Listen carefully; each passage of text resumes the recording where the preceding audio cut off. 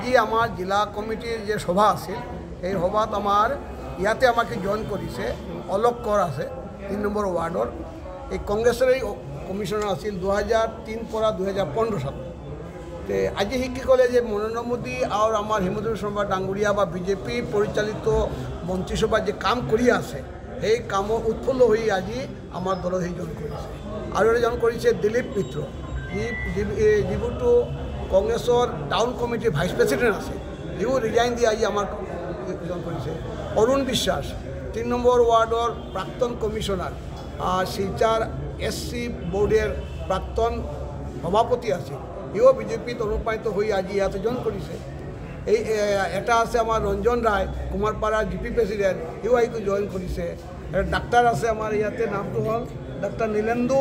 বণিক assistant professor Sonai MCD কলেজের ই join করেছে কাজেই এতিয়া ভারতবর্ষত মানে মোদীর যে লেহের আছে সেই মোদী লেহের গোটাই মানুষ আহিছে আর বহু মানুষ আমার ফোন করেছে জয়েন করার কারণে আমি কইলো এটা পাছত তুমি করি আজি যার একটু আনুষ্ঠানিক আমি সিম্বলিক করিলো আগতে চলি থাকিব 2-3 মাস এইভাবে চলি থাকিব।